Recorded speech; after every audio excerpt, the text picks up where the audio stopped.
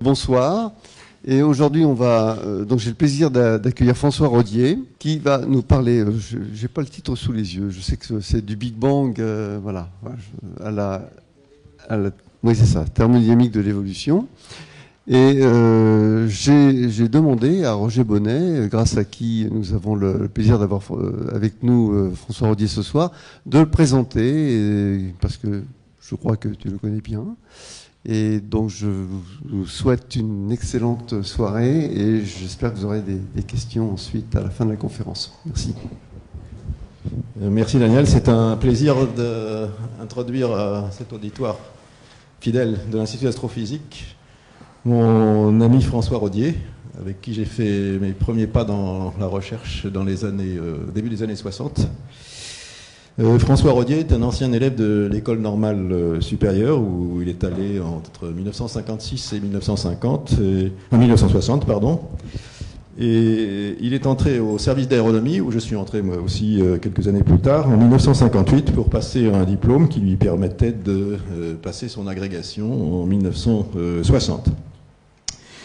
Puis il a rejoint le service d'aéronomie, l'observatoire de Marseille, où il a permis d'obtenir une thèse expérimentale, extrêmement complexe, extrêmement fine aussi, de physique très fine, qui consistait à mesurer les profils des raies du Soleil avec des jets atomiques de strontium. Il l'a passé en 1964, c'est-à-dire 4 ans après son agrégation, ce qui, à l'époque, pour une thèse expérimentale, était un record, et le reste sans doute. Puis, il est allé une année plus tard à Kitt Peak, où il a utiliser les facilités solaires de l'observatoire pour améliorer les performances de son expérience. Et là, il s'est intéressé aux oscillations du Soleil qui lui ont permis, une fois revenu en France et nommé à Nice, à la faculté des sciences de Nice, de fonder le département d'astrophysique et d'être vraiment à l'origine de l'hélioséismologie, c'est-à-dire la sismologie du Soleil, au moyen des oscillations. Et ces oscillations, une fois analysées, permettent de déduire beaucoup de choses sur la structure interne du Soleil, du centre jusqu'à la surface. L'université de Nice, François Rodier a enseigné la thermodynamique. Le premier cours qu'il ait donné, c'était en thermodynamique. C'est peut-être pour ça qu'il s'en est souvenu et que ce soir, nous avons le droit et le plaisir d'écouter cette conférence.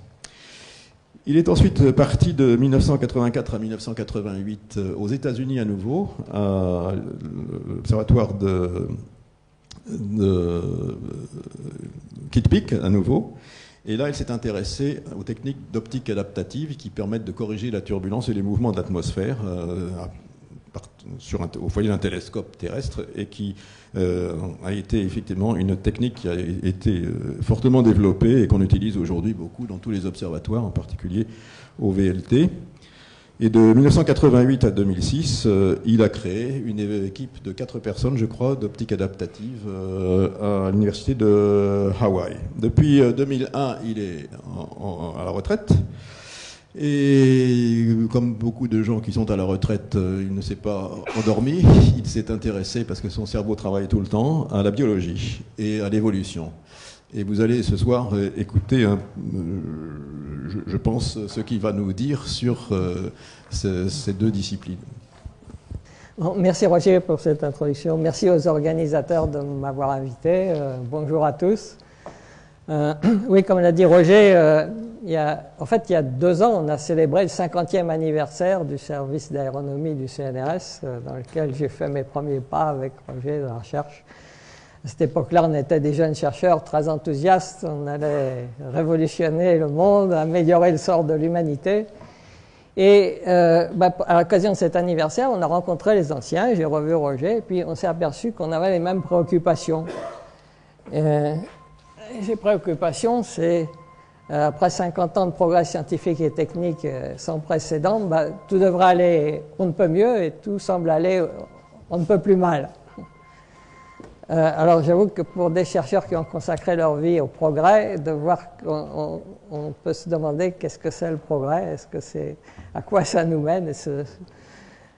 Bon, c'est le genre de questions que je me suis rendu compte que beaucoup d'entre nous se posaient, et au point de publier des livres. Alors le premier, c'est le directeur du laboratoire qui a commencé, il a donné le mouvement en publiant ce livre terrible, Introduction au siècle des menaces. Si vous le lisez, c'est assez pessimiste. Ensuite, on a André Lotbeau qui nous a fait l'honneur de venir ici, qui a publié 2 livres très intéressants. L'un s'appelle L'engrenage de la technique, ça dit bien ce que ça veut dire, oui. Et aussi L'enfermement planétaire, qui sont très intéressants, et je vous conseille vivement la lecture. Et bien sûr, Roger Bonnet qui est ici, avec Volger qui était directeur de l'Observatoire européen. Ils ont publié, je vais le montrer ici, son livre en anglais, « Est-ce que l'humanité va survivre encore 1000 siècles ?» 1000 siècles, c'est à peu près l'âge de l'Homo sapiens. Est-ce qu'on va encore vivre 1000 siècles? Alors, juste à ce moment-là, on se rencontrait. Roger m'a dit, mon livre va sortir dans quelques mois. Alors, je lui ai dit, c'est rudement intéressant, je m'intéresse à ça aussi. Et puis, je lui ai dit que j'avais quelques idées sur la question, que je pensais que j'avais des idées sur le sort de l'humanité. Alors, il m'a dit, écoute, viens nous expliquer tout ça à Berne. Alors, il est très gentil, il m'a invité à Berne, je suis allé exposer. Je suppose que ça lui a plu, ma réponse, puisqu'il a récidivé. Et il m'invite aussi à venir exposer ça. Voilà. Alors, avant de commencer l'exposé, je voudrais commencer par dire quelques petits mots sur la notion d'évolution, qui est une notion très intéressante. Il faut dire que si on remonte dans le passé, c'est une notion nouvelle. En fait, elle date du XVIIIe siècle, du siècle des Lumières.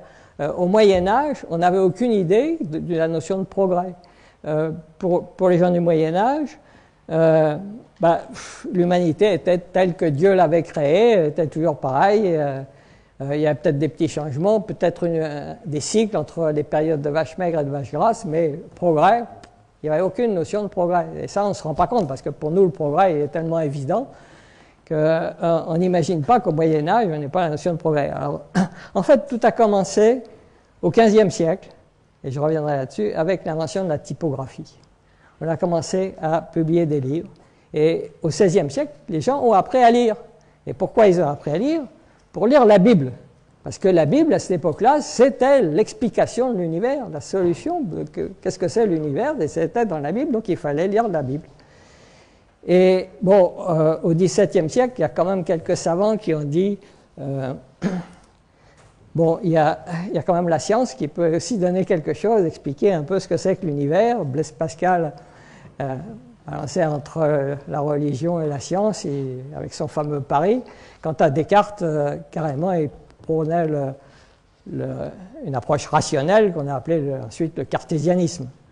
Donc on arrive à cette notion que l'approche rationnelle peut expliquer ce que c'est que l'univers. Et au XVIIIe siècle, les données s'accumulent, la connaissance humaine s'accumule, il y a de plus en plus de livres, et d'où l'idée de faire une encyclopédie, on met toutes les connaissances de l'humanité ensemble. Et de son côté, Buffon. Alors Buffon fait sa propre encyclopédie qu'il intitule l'Histoire naturelle. Et si on ouvre l'Histoire naturelle de Buffon, qu'est-ce qu'on voit? Eh bien, on voit que un peu partout, on découvre qu'en haut des montagnes, il y a des fossiles de coquillages. Des fossiles de coquillages en haut des montagnes. Tout le monde sait que les coquillages, c'est au fond de la mer, c'est pas en haut des montagnes. Alors, tout le monde se pose des questions. Ça veut dire que, un jour, les montagnes ont été sous la mer. Donc peut-être la Terre évoluait. Et puis les animaux, les plantes, les végétaux, il y avait des coquillages qu'on ne voit plus maintenant. Donc il y a eu autrefois des animaux qui n'existent plus maintenant. Donc il y a eu évolution. C'est là que vraiment est apparue clairement cette notion d'évolution. Lamarck était passionné de lire l'œuvre de Buffon et il s'est passionné par l'évolution des animaux, et il se rend compte que il y a une évolution en ce sens qu'on va d'animaux ou de plantes simples à des plantes et des animaux de plus en plus complexes pour arriver à ce qu'il appelle la perfection, entre guillemets, de l'homme. Et à cette époque-là, l'homme, c'était l'aboutissement de l'évolution, bien sûr. Mais il ne trouve pas d'explication. Pourquoi il y a cette évolution? Alors il faut attendre Darwin pour trouver une explication. Darwin s'aperçoit que les paysans à côté de lui, ils arrivent à faire évoluer les vaches ou les plantes en les sélectionnant. On appelle ça la sélection artificielle. Et il se dit, mais peut-être ça marche aussi naturellement dans la nature. Il y en a qui sont plus adaptés à l'environnement que d'autres.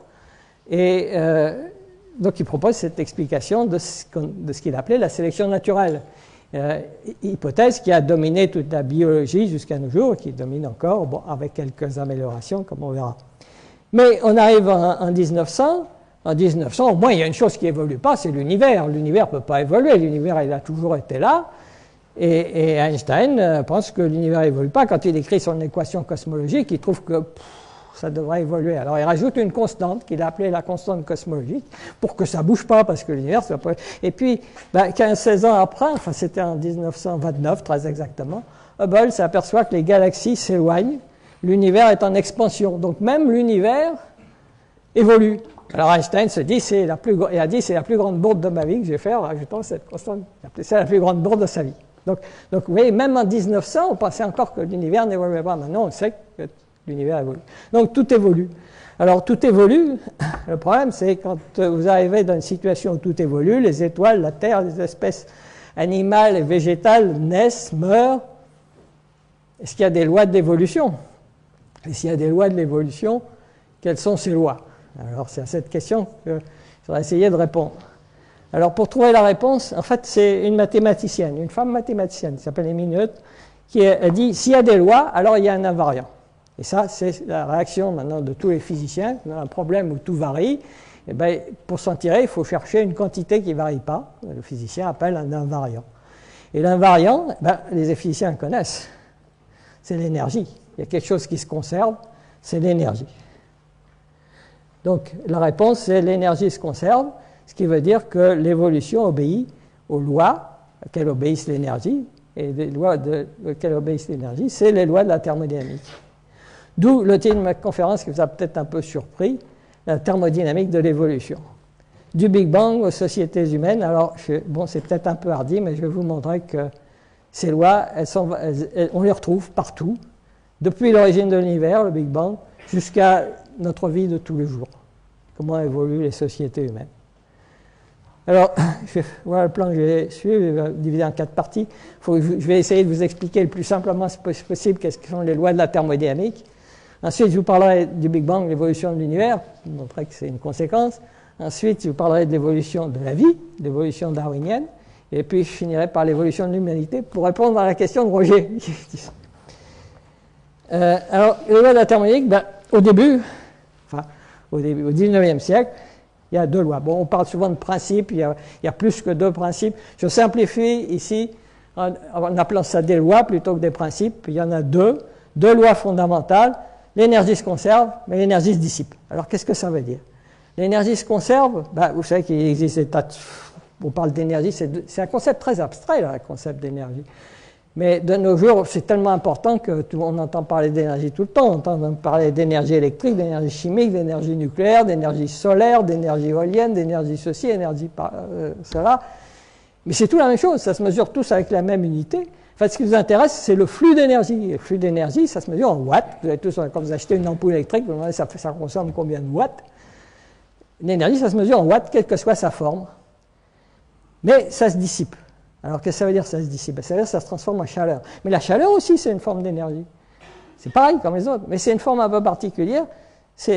Alors, comment prendre les images? Alors, j'ai réfléchi à une image. Les physiciens aiment bien comparer l'énergie à un fluide qui se propage, mais plus particulièrement à du sable, parce que l'énergie, c'est fait de petits grains qu'on appelle les quanta, et puis le sable, c'est fait de grains de sable. Donc, je vais comparer l'énergie, pour faciliter, à du sable. Alors, ce sable, vous pouvez le mettre dans différents emballages. Vous pouvez le mettre dans une bouteille, dans une casserole, c'est des différentes formes électriques, chimiques, etc. Vous transvasez de l'un dans l'autre, c'est toujours le même sable, vous le transvasez dans des récipients différents, l'étiquette est différente, c'est tout. Mais quand vous transvasez d'une casserole dans une bouteille, je ne sais pas si vous avez essayé, vous en mettez partout du sable. Ben, celui que vous avez intéressé, c'est celui qui s'est dissipé. C'est ça la chaleur, vous l'avez mis partout. Alors qu'il y a un moyen, hein, si vous êtes propre, vous mettez un journal, vous faites ça sur un journal, donc vous avez du sable qui s'est répandu sur votre journal, vous voulez le récupérer. Ah ben c'est impossible de le récupérer, mais la meilleure façon de le récupérer, si vous avez un journal, c'est vous soulevez le journal. Tout doucement, vous introduisez une pente, que les physiciens appellent un gradient, et le sable va couler dans la casserole, vous pouvez en récupérer. Et puis plus vous inclinez, plus vous récupérez facilement. Ben, la chaleur c'est pareil, il faut introduire un gradient, mais cette fois c'est un gradient de température. Vous ne pouvez récupérer de l'énergie sous forme de chaleur qu'à condition d'introduire un gradient. Et ce gradient, c'est un gradient de température. Et plus le gradient de température est élevé, plus vous en récupérez. Mais vous en récupérez jamais totalement. Voilà. Alors ça, c'est ce qui a été découvert par le fondateur de la thermodynamique, le français Sadi Carnot. Alors, Sadi Carnot, bon, peut-être vous avez entendu parler d'un président de la République. Bon, ça, c'est son oncle. Il avait un frère qui s'appelait Hippolyte, qui a eu un fils qui est devenu président de la République. Voilà. Alors lui, c'est l'oncle. Alors il est tout jeune, là, dans son habit de polytechnicien, il est très sympathique. Mais si vous voyez la date de sa mort, il est mort à 36 ans du choléra, le pauvre. Alors il a écrit un livre qui s'appelle « De la puissance motrice du feu », et où il fonde une nouvelle science, la thermodynamique. Alors, ça, il a donc pratiquement écrit les deux lois, encore qu'on lui donne plutôt la deuxième loi que la première, mais, parce que la première n'avait pas complètement été démontrée expérimentalement, mais la suppose valide. Donc pratiquement Carnot a fondé la thermodynamique avec les deux lois. Mais c'est ce qu'on appelle la thermodynamique à l'équilibre. Alors, j'ai comparé l'énergie à un fluide. Bon, un autre fluide, c'est l'eau. L'eau, c'est un fluide. La dynamique des fluides, c'est une science. Elle se divise en deux parties, l'hydrostatique et l'hydrodynamique. C'est deux parties différentes. L'hydrostatique, c'est l'étude de l'eau à l'équilibre. L'hydrodynamique, c'est l'étude de l'eau en mouvement. Pour l'énergie, c'est pareil. Il y a l'étude de la chaleur à l'équilibre, c'est la thermodynamique à l'équilibre, qu'on aurait dû appeler thermostatique. Malheureusement, on a appelé ça thermodynamique, c'est pas de chance. On aurait dû vraiment l'appeler thermostatique. On s'est trompé au départ. Bon, alors du coup, on dit thermodynamique à l'équilibre. Enfin, pensez thermostatique si vous voulez. Et puis la thermodynamique hors équilibre, qui est vraiment la vraie thermodynamique. Mais cette vraie thermodynamique, c'est beaucoup plus difficile. Hein. Tout ce qui est en mouvement, c'est plus difficile que ce qui est en repos. Et il a fallu attendre, après la dernière guerre mondiale, et on doit ça à Ilya Prigogine, un physicien physico-chimiste d'origine russe, mais né en Belgique, et il a fait ses études à l'université de Bruxelles, il est même devenu prof à l'université de Bruxelles, et il a eu le prix Nobel en 1977, justement, pour avoir fondé la vraie thermodynamique, c'est-à-dire l'étude de l'énergie en mouvement. Voilà. Alors, je vais essayer de vous expliquer un peu ce que c'est que ces deux aspects de la thermodynamique. La thermodynamique à l'équilibre, ça s'applique au système fermé. Alors, qu'est-ce que c'est qu'un système fermé? C'est un système où on ne peut ni faire rentrer ni faire sortir de l'énergie. Alors, pensez, par exemple, une bouteille thermos, la chaleur ne peut pas rentrer ni en sortir, et puis il faut qu'elle soit immobile, etc. Vous mettez dans une bouteille thermos de l'eau, des glaçons, vous secouez bien, vous posez, c'est inhomogène, il y a des solides, des liquides, il y a des mouvements, puis vous attendez. Vous, un certain temps, vous ouvrez délicatement, qu'est-ce qu'il y a dedans? Il n'y a plus que de l'eau, il n'y a plus qu'une... Et puis, il n'y a plus qu'une seule température, et tout, c'est de l'eau tiède. Au lieu d'avoir de l'eau chaude et de la glace, on n'a plus que de l'eau tiède, il n'y a plus de différence de température, plus de mouvement, tout s'est arrêté. On est arrivé à ce qu'on appelle l'équilibre thermodynamique. Donc un système fermé se désorganise, toute structure tend à disparaître, et tout tend vers le repos, qu'on appelle l'équilibre thermodynamique. Un système ouvert, vous ouvrez le système, vous laissez pénétrer l'énergie va traverser le système, c'est tout le contraire qui se produit. Le système s'auto-organise, des structures apparaissent, et des mouvements apparaissent. Alors pour vous montrer ça, je vais vous donner deux exemples. D'un système fermé, vous mettez une mouche dans une boîte, vous fermez la boîte. Qu'est-ce qui va se passer? Elle va continuer à respirer l'oxygène, mais bientôt il n'y aura plus d'oxygène, il n'y aura plus rien à manger, elle meurt là. Puis son corps se décompose, tous les mouvements s'arrêtent, tout revient à l'équilibre thermodynamique. On est tous condamnés à revenir un jour ou l'autre à l'équilibre thermodynamique. Mais bon, maintenant, par exemple, vous apportez de l'énergie. Vous prenez une casserole d'eau, vous la mettez sur le feu. Vous apportez de l'énergie, L'énergie va traverser la casserole d'eau. Qu'est-ce que vous voyez apparaître? Ben, l'eau se met en mouvement. L'eau qui est au centre de la casserole, qui est plus chaude et moins dense, donc va monter, puis elle va redescendre dans les bords plus froids. Ça s'appelle des courants de convection. Donc il y a des mouvements qui apparaissent, et puis des différences de température. Donc il y a des structures qui apparaissent et des mouvements qui apparaissent. Vous voyez que c'est tout le contraire. Donc dans la thermodynamique équilibre, c'est le contraire, c'est ce qu'on appelle un système ouvert. Alors, Prigogine a appelé ça des structures dissipatives. Qu'est-ce que c'est une structure dissipative? C'est une structure qui apparaît et qui ne subsiste que tant qu'il y a de l'énergie. Si vous arrêtez l'énergie, la structure dissipative disparaît. Elle ne se maintient que grâce à un apport constant d'énergie. Il faut toujours apporter de l'énergie. Si vous apportez plus d'énergie, la structure se décompose, elle disparaît. Alors, en fait, l'univers est fait que de ça, pratiquement.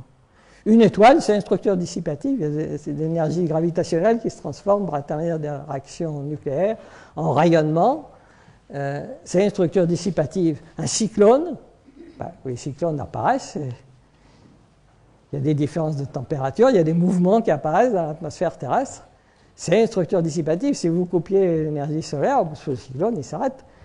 Un être vivant. Alors c'est ça qui est extraordinaire, parce que là on a une théorie qui s'applique aux êtres vivants. Nous sommes des structures. Si on s'arrête de manger, pas pour longtemps. Il faut constamment apporter des calories, sous forme de nourriture, pour subsister. Et une société humaine, il faut apporter de l'énergie. Hein.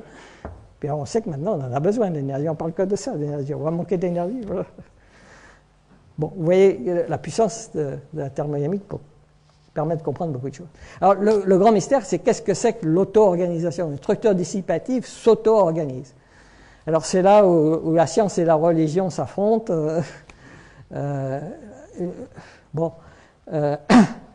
Est-ce que quelque chose peut se créer tout seul? Il y a des choses qui se créent tout seul. On en voit, je ne sais pas si vous êtes allé au sport d'hiver, vous avez regardé les flocons de neige, c'est merveilleux. Ça se fabrique tout seul. Et c'est d'une organisation extraordinaire, c'est d'une beauté. Ils sont tous différents les uns des autres. Ils sont magnifiques. Donc, il peut y avoir... Alors ça, les physiciens appellent ça une transition de phase. Ça veut dire le passage de la phase liquide à la phase solide, par exemple, etc. Ça s'appelle des transitions de phase. C'est une transition entre deux états différents de la matière. Alors, on appelle ça une transition de phase abrupte. Pourquoi une transition de phase abrupte? Parce qu'il faut quand même... Ça ne se crée pas vraiment tout seul, il faut un germe, un grain de poussière, une charge électrique pour déclencher. Voilà. Alors ça s'appelle une transition de phase abrupte. Donc, si je prends un exemple, une poule, il faut un œuf, c'est le germe. Donc ça serait, si on prend par analogie, ça ressemble à une transition de phase abrupte. Alors, est-ce qu'il existe des transitions de phase où il n'y a besoin de rien du tout, aucune information à partir de zéro? Oui, il en existe, mais alors c'est moins connu. C'est ce qu'on appelle les transitions de phase au point critique. C'est celles-là qui vont nous intéresser.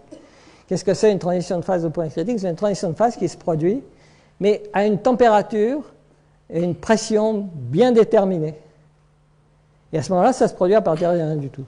Alors, j'ai ici quelques exemples. Ce que vous voyez là, c'est un appareil un peu compliqué parce qu'il faut maintenir une pression assez élevée. Ça se fait soit avec du gaz carbonique, soit avec maintenant on le fait avec de l'hexafluorure de soufre qui permet, au lieu de monter à 73 bars pour le gaz carbonique, il faut monter à 37 bars seulement. Donc en général, on le fait maintenant avec l'hexafluorure de soufre. Mais c'est parce que les températures et les pressions sont raisonnables pour une expérience de laboratoire, de démonstration. C'est une expérience une expérience de cours qu'on fait dans un cours de physique à la Sorbonne. Je suppose qu'on les fait encore. Il faut un tube de verre assez épais pour pas que le verre explose. Alors vous avez un tube de verre assez épais, puis vous avez une colonne de mercure qui vient comprimer le fluide, qui est, par exemple du gaz carbonique.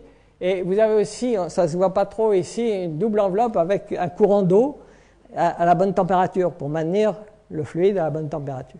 Alors qu'est-ce que vous observez ici? Vous observez qu'un ménisque, ici vous avez un liquide, et ici ça vous paraît évident qu'en dessous il y a du liquide, qui est comme dans ce verre d'eau, ici il y a du liquide, puis au-dessus il y a du gaz. Et là c'est pareil, ici vous avez le liquide, ici le gaz, et ici vous avez ce qu'on appelle un ménisque. C'est quelque chose qui reflète la lumière parce que la densité du liquide n'est pas la même que la densité du gaz. Mais si vous augmentez tout doucement la température et la pression de façon à passer juste à la température et à la pression critique, on voit quelque chose d'extraordinaire. C'est que le reflet qui est là devient de plus en plus pâle. Puis à un moment donné, il disparaît. Alors qu'est-ce qui s'est passé? Où est le liquide, où est le gaz? Ben, le liquide et le gaz ont exactement la même densité. Donc il n'y a plus de reflet, il n'y a plus rien, c'est la même phase. On est passé d'un mélange de deux phases à plus qu'une seule phase. Bon. Alors, qu'est-ce qui se passe si on revient en arrière? Est-ce qu'on voit réapparaître le ménisque? Non. On ne voit pas réapparaître le ménisque. Malheureusement, ici, je n'ai pas de bonne image. Ici, il y a plein de bulles. Alors, faites pas attention aux bulles, c'est des bulles dans l'eau qui était un peu chaude, ça fait des bulles.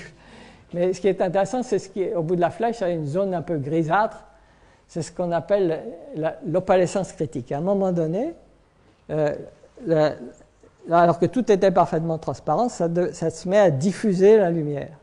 Un peu comme le brouillard se met à diffuser la lumière. Mais il y a une différence avec le brouillard. Si vous regardez le brouillard à la loupe, vous voyez des gouttes d'eau.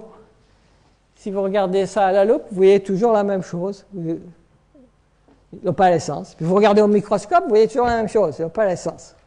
On appelle ça l'invariance par changement d'échelle. Quelle que soit l'échelle, ça a toujours le même aspect. Alors retenez bien ça, c'est une caractéristique fondamentale de l'opalescence critique. Ça a toujours le même aspect à l'œil nu, au microscope ou à la loupe, quel que soit le grandissement, c'est le même aspect. Bon, alors effectivement, si vous descendez un peu plus bas en dessous du point critique, alors, mais seulement à ce moment-là, des petites gouttes d'eau vont apparaître qui vont grossir, puis elles vont tous se rassembler au fond, et vous vous retrouvez à la situation précédente avec deux phases, une phase liquide en dessous et une phase gazeuse au-dessus. Donc voilà ce que c'est que l'opalescence critique. Alors, ce qui est intéressant, c'est qu'en 1987, un physicien danois qui s'appelle Per Bak, avec ses collègues, a montré que les structures dissipatives s'auto-organisent à la manière des transitions de phase continues.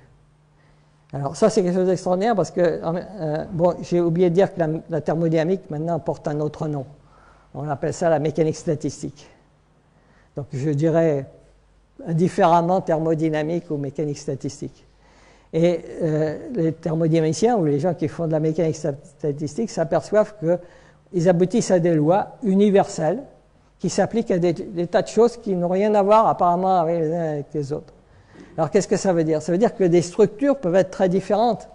Une société humaine, ça n'a rien à voir avec une étoile ou avec apparemment. Mais ces structures différentes dissipent de l'énergie et le processus de dissipation d'énergie est le même. Donc il y a des lois qui sont les mêmes et qu'on va retrouver à des structures vraiment extrêmement différentes. On retrouve les mêmes lois. Et une particularité, c'est que le processus d'auto-organisation, c'est ce processus-là. Alors, quelles sont ses propriétés? C'est les propriétés des transitions de phase continue, qui sont aussi les propriétés, je ne sais pas si vous êtes intéressé à maintenant, il y a une branche des mathématiques qui s'appelle la dynamique non linéaire. En dynamique non linéaire, les mathématiciens appellent ça une bifurcation. Alors, qu'est-ce que c'est une bifurcation? Je vais monter une petite expérience pour vous montrer ce que c'est qu'une bifurcation. Alors, c'est pas difficile. Bon, vous voyez, vous pouvez faire l'expérience chez vous, elle n'est pas sorcière. La première chose qu'il faut, c'est des fluctuations. Alors, des fluctuations, on va parler de plein de fluctuations. Vous avez entendu parler de fluctuations thermiques, peut-être de fluctuations quantiques, en astronomie, on parle de fluctuations gravitationnelles, etc. Là, il faut que j'introduise une petite fluctuation. Alors, j'ai introduit une petite fluctuation. Alors, j'ai introduit une petite fluctuation. Qu'est-ce qui s'est passé? Il y a eu amplification des fluctuations. Vous n'avez pas vu les fluctuations, vous n'êtes aperçu de rien. Mais vous avez vu ce qui s'est passé. Il y a la boule qui est tombée. Bon. Il y a eu rupture de symétrie. C'était parfaitement symétrique. Maintenant, c'est asymétrique. Bon. Et puis, apparition et mémorisation d'informations. Oui. Ici, j'ai mis exprès 0, 1. Vous savez, l'information, ça se mesure en bits. C'est soit 0, soit 1. Là, j'ai enregistré une information. Je ne sais pas, j'ai enregistré, c'est 1. Okay. J'ai enregistré un bit d'information. Voilà. Alors, ça veut dire aussi que si de l'information est apparue, c'est parce que c'était imprédictible. Je ne savais pas si la boule allait à droite. Si c'était prédictible, il n'y aurait eu aucune information puisque je savais à l'avance. Donc l'apparition d'informations, c'est caractéristique de ces processus qui sont imprédictibles. Un processus imprédictible où il y a apparition et mémorisation d'informations. Bon. Et alors la quatrième propriété un peu plus difficile à comprendre, c'est l'invariance par changement d'échelle. J'aurais pu vous bâtir un monument gigantesque, vous faire ça tout petit, que vous aurez dû venir tout près pour le voir. ça aurait marché pareil. Il n'y a pas de dimension caractéristique. Alors, et surtout, c'est qu'une bifurcation ne reste rarement toute seule. Quand la bille ou la boule tombe, elle va en faire tomber deux autres, qui chacune va en faire tomber deux autres. Ce qu'on observe, ce n'est pas une bifurcation, c'est une cascade ou une avalanche de bifurcation, une arborescence de bifurcation.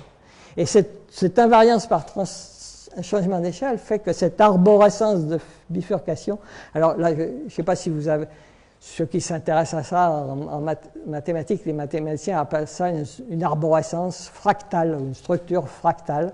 C'est quelque chose qui est invariant par changement d'échelle. Donc vous avez des cascades de bifurcation qui sont invariantes par changement d'échelle. Et ça, on va le retrouver partout dans la dissipation d'énergie. Des arborescences de bifurcation invariantes par changement d'échelle. Alors, y compris en sciences humaines. Alors, je ne résiste pas à vous donner un exemple de cascade de bifurcation en sciences humaines. Vous allez me dire à quoi ça peut bien ressembler une cascade de bifurcation en sciences humaines. Ben, j'ai pris une petite...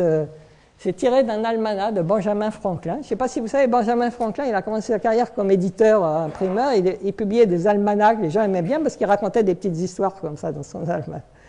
Il dit, faute d'un clou, le fer fut perdu. Il s'agit d'un fer à cheval, bien sûr. Le clou est parti. Bon. Faute d'un fer, le cheval fut perdu. Faute d'un cheval, le cavalier fut perdu, etc., etc. Puis alors, le royaume fut perdu à la fin. C'est une avalanche énorme. Alors, toutes les avalanches ne sont pas énormes comme ça. Elles sont très rares. Heureusement, c'est des catastrophes pareilles, c'est très rare. Mais de temps en temps, ça s'arrête à la deuxième ligne, de temps en temps à la troisième ligne. Alors, très souvent, ça s'arrête à la première ligne. Puis des fois, ça va à la deuxième, puis parfois, ça va très loin. Ça peut aller très loin. Bon. Alors, ça vraiment amène à Perbach, qui dit ben, l'énergie se dissipe comme ça, elle se dissipe en produisant des avalanches dont l'amplitude est inversement proportionnelle à la fréquence. Inversement proportionnelle à la fréquence. Ça veut dire que plus elles sont petites, plus il y en a. Puis alors, il y en a énormément de toutes petites. Puis il y en a un peu d'un peu plus grosses, et puis un peu moins d'encore plus grosses, et puis exceptionnellement des avalanches énormes, destructrices. Alors les exemples, ben, Perbach, il aime bien comme exemple, alors si vous lisez les livres de la littérature de Perbach, son exemple canonique, c'est le tas de sable. Alors je reviens, moi j'ai dit tout à l'heure, je fais une analogie entre l'énergie et du sable. Si vous versez du sable, qu'est-ce qui se passe? Vous dissipez, hein, vous versez du sable carrément comme ça, ben, ça va faire un tas. Puis le tas, il va monter, puis vous arrivez à un certain moment où vous atteignez une pente critique. Ah, voilà.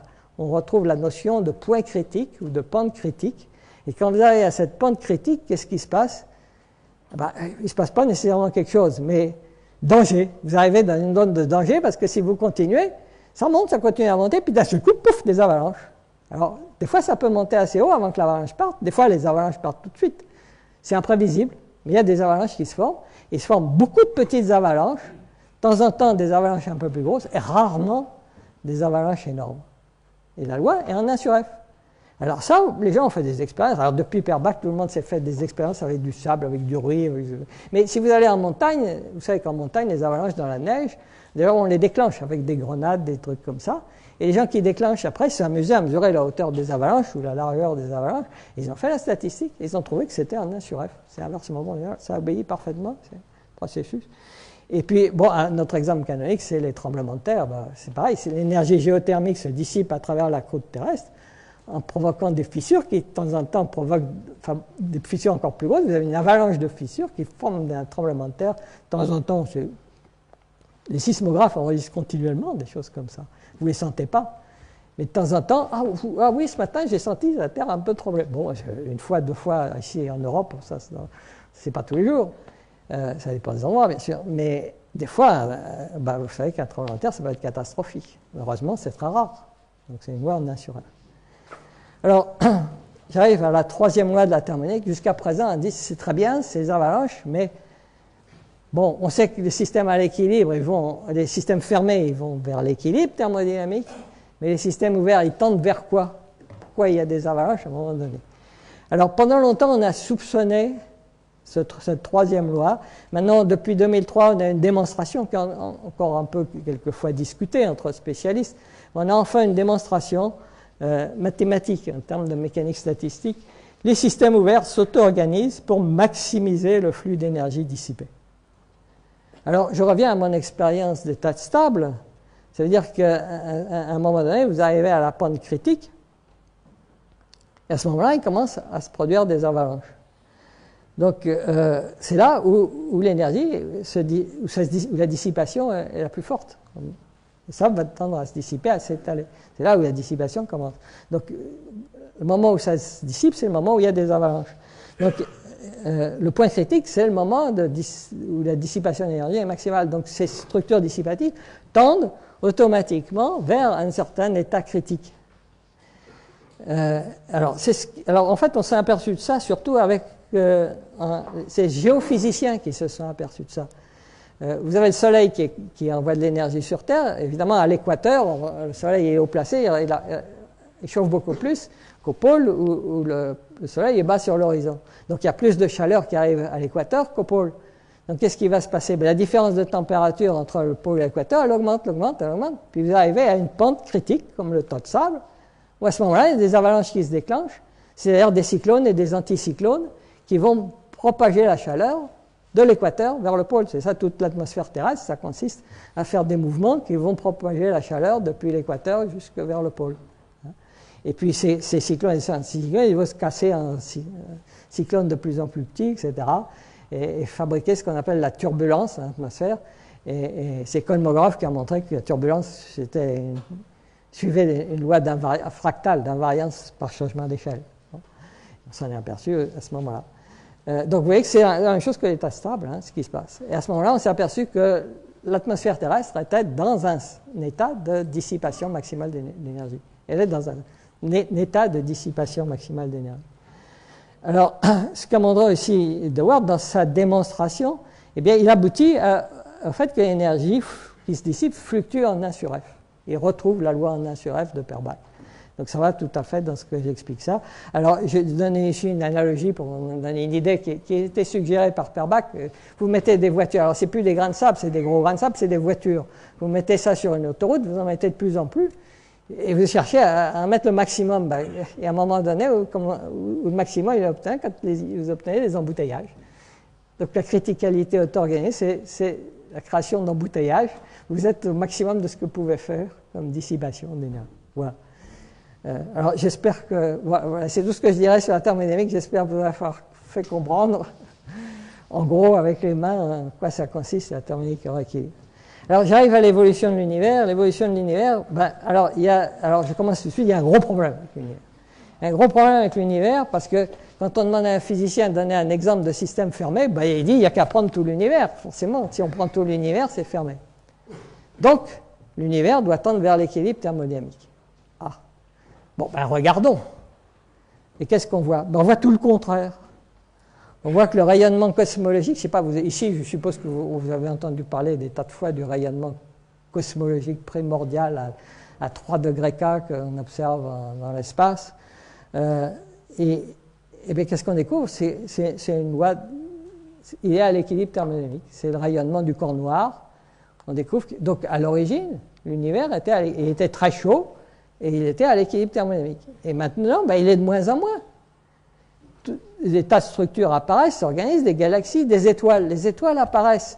Des différences de température apparaissent spontanément. Mais c'est le contraire qui devrait se produire. Si on va vers l'équilibre, les différences de température elles devraient disparaître. Non, elles apparaissent spontanément. On ne va pas du tout à l'équilibre thermique. Donc il y a un paradoxe. Alors, comment résoudre ce paradoxe? Alors, là, je vais être un peu hardi. Je pense que ce paradoxe il a été résolu en 1998, mais curieusement, les astronomes n'ont pas l'air de s'en rendre compte vraiment. Alors, je ne sais pas s'il y a des cosmologistes ici, mais ils ont découvert que l'expansion de l'univers n'était pas constante, elle s'accélère. Alors, d'abord, il faut que j'explique ce que c'est, vous savez certainement déjà en venant ici, ce que c'est que l'horizon cosmologique. La vitesse d'éloignement des galaxies est d'autant plus grande que les galaxies sont plus loin.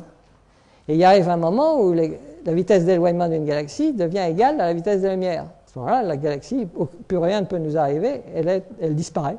Les galaxies qui vont plus vite que la vitesse de la lumière, on ne peut pas les voir. Donc il y a un horizon cosmologique qui est cette limite qui limite l'univers observable. Après, on ne sait pas ce que c'est. Bon, alors, tant que l'univers se grandit, si on peut dire, à vitesse constante, il y a effectivement, l'univers observable est un système fermé. Mais s'il y a une accélération, des galaxies que vous voyez aujourd'hui, leur vitesse va augmenter, puisque tout s'accélère. À un moment donné, elles vont dépasser la vitesse de la lumière, elles vont disparaître derrière l'horizon cosmologique. Donc l'univers observable est ouvert. Donc il peut s'auto-organiser. Le paradoxe est résolu. Alors, l'univers observable est ouvert. Alors comment il s'organise? Je vais parler du Big Bang. Avec le Big Bang, tout le monde a entendu parler d'inflation. L'inflation, c'est justement une accélération terrible de l'expansion de l'univers. Donc c'est une façon d'ouvrir l'univers qui permet de s'auto-organiser donc à la matière de ce qu'on en sait. Alors rappelez-vous les propriétés des fluctuations qui sont amplifiées. C'est quoi ces fluctuations? Tout le monde a entendu dire que l'univers est né d'une fluctuation quantique. Donc vous avez bien une fluctuation quantique qui est amplifiée. Vous avez des avalanches, les voilà les avalanches qui produisent des particules. Vous avez rupture de symétrie. Tout le monde a entendu parler de rupture de symétrie. Vous avez entendu parler de matière et d'antimatière. Pourquoi on est fabriqué avec de la matière et pas d'antimatière? Ça aurait pu être aussi bien. Il y a eu rupture de symétrie. À un moment donné, on est fabriqué de matière.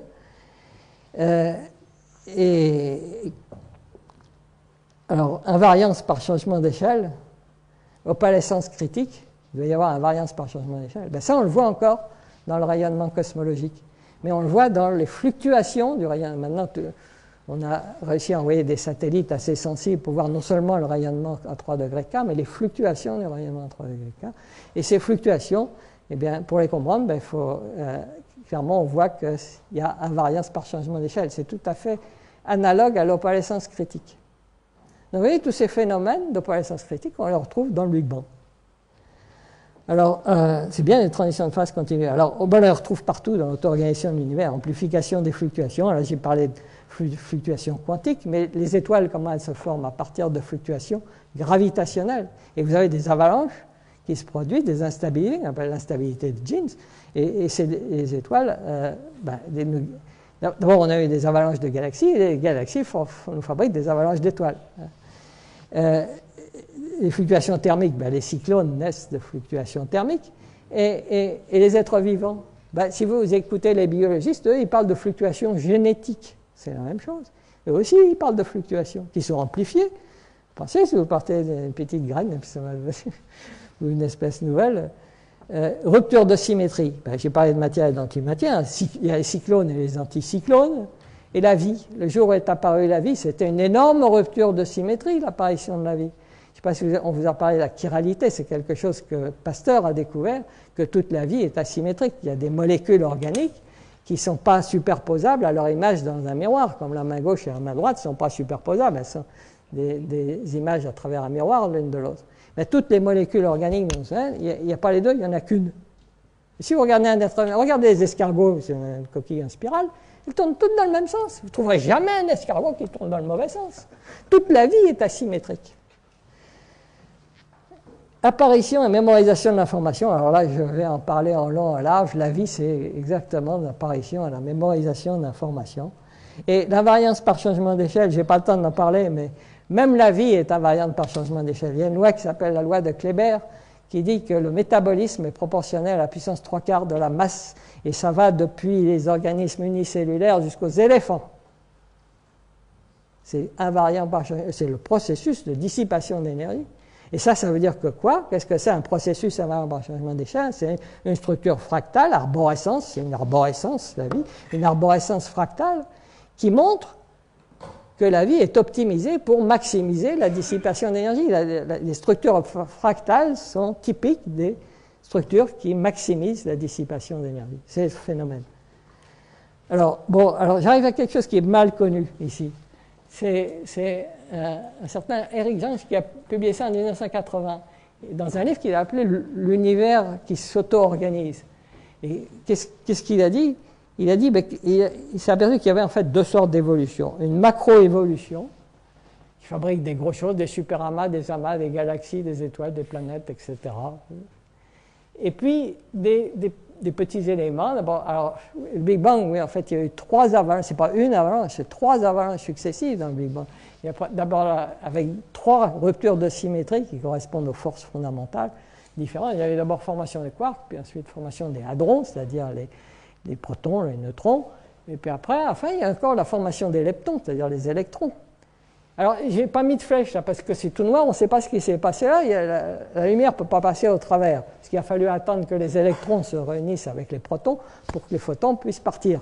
Okay, donc, je ne sais pas. Mais alors, s'il y a des cosmologistes dans la salle, moi, j'ai remarqué qu'il y avait 3 structures là et 3 structures là. Alors, on a envie de les relier comme ça, mais il faudrait demander un peu aux cosmologistes de réfléchir à la question. Hein. Et puis après, les atomes légers, ils se condensent pour former des étoiles. Mais les étoiles, dès que les étoiles, ils se déclenchent des avalanches qu'on appelle des réactions nucléaires, qui sont des réactions en chaîne. Les réactions en chaîne, c'est bien, ça part exponentiellement, c'est bien une avalanche. Une avalanche qui produit quoi? Des atomes lourds. Et ces atomes lourds, ils sont disséminés dans l'espace, ils vont se recondenser dans l'environnement circumstellaire pour former des planètes. Et quand l'oxygène et l'hydrogène, qui sont des atomes lourds, se retrouvent dans l'environnement, ils se retrouvent ensemble, l'oxygène et l'hydrogène, ça fait de l'eau. Et puis, bon, bien d'autres choses, le gaz carbonique, le carbone et l'oxygène fait le gaz carbonique, etc. Bon. Donc, on arrive dans les planètes, il y a formation de molécules. Puis, dans certaines planètes, alors, il faut remarquer qu'ici, c'est dans des endroits de plus en plus localisés dans le temps et dans l'espace. Ce n'est pas partout dans l'univers. C'est dans des endroits de plus en plus localisés dans le temps et dans l'espace, on trouve des structures très pointues dans le temps et dans l'espace, qui dissipent de plus en plus d'énergie. Alors effectivement, les molécules sur Terre ont fabriqué un océan, c'est pas partout que l'eau pouvait être restée à l'Italie, et cet océan, c'était favorable à la formation de chaînes moléculaires, de même les étoiles sont favorables à la formation d'atomes lourds, les planètes à la formation de molécules, les océans avec des chaînes moléculaires, les chaînes moléculaires, très lentement, se sont arrangées pour former les prokaryotes, c'est-à-dire les bactéries. Bon, alors je n'ai pas le temps d'aller plus loin, excusez, mais vous voyez cette oscillation entre une microévolution et une macroévolution. Alors je vais montrer autre chose qui est sur l'évolution de l'énergie dans l'univers. Comment mesurer l'efficacité? J'ai dit que c'était de plus en plus efficace. Alors c'est un astronome, Eric Chesson, qui a dit on peut mesurer l'efficacité en watts par kilogramme de matière. Alors il s'est amusé à tracer une courbe en portant en fonction de l'âge de l'univers l'efficacité de la dissipation d'énergie en watts par kilogramme de matière. Alors vous avez les galaxies, les étoiles. Alors oui, l'univers s'est formé le Big Bang là. Il a fallu du temps pour arriver aux galaxies, puis alors là, ça monte à toute vitesse. Alors on va voir que, en fait, ce processus, c'est un processus d'évolutif, et c'est ça vraiment l'évolution, qui s'auto-accélère. C'est un processus de plus en... On est en plein... en fait, nous sommes à la pointe de cette auto-accélération de la dissipation d'énergie. Alors, ce qui est extraordinaire, c'est que si vous regardez l'homme, ça peut surprendre, on dissipe 10 000 fois plus d'énergie par unité de masse, à masse égale. On dissipe 10 000 fois plus d'énergie que le Soleil. Ça peut vous choquer, mais vous faites le calcul, hein, c'est bien ça. On dissipe 10 000 fois plus d'énergie que le Soleil. Bon, voilà. Alors, je m'arrête ça pour l'évolution de l'univers. Bon, voilà pour les astronomes qui sont intéressés à l'astronomie. Maintenant, je passe à l'évolution darwinienne. Alors, bon, l'évolution darwinienne, c'est tout ce que Darwin a dit, la sélection naturelle maximise les chances de survie et les taux de reproduction des individus. En fait, elle favorise les individus les mieux adaptés à un environnement donné. Il faut bien comprendre que dans un environnement donné, ceux qui sont disciples qui sont les plus adaptés, c'est ce qu'a dit Darwin, vont se multiplier davantage, et finalement, c'est ceux-là qui vont l'emporter. Alors, ce qui est extraordinaire, c'est qu'en 1922, il y a un mathématicien, un statisticien américain qui s'appelle Lotka. Il était passionné de biologie, puis c'est lui qui... je ne sais pas si vous avez entendu parler des équations de Lotka-Volterra sur l'évolution des proies et des prédateurs. Lotka a dit que la sélection naturelle, en fait, maximise le flux d'énergie qui traverse une structure organique. Et il a même été jusqu'à dire qu'elle fonctionne comme une troisième loi de la thermodynamique. Mais en 1922, vous vous rendez compte, cette troisième loi, j'en ai entendu parler. Maintenant, elle est démontrée. Alors, il n'y a pas longtemps, en 2003, on a au moins une démonstration mathématique, une mécanique statistique, qu'effectivement, une structure dissipative s'auto-organise pour maximiser le flux d'énergie qui la traverse. Voilà. C'est ça la sélection naturelle. La sélection naturelle est une conséquence de la maximisation de la dissipation d'énergie. Alors, c'est une loi de physique, c'est pas une loi de biologie.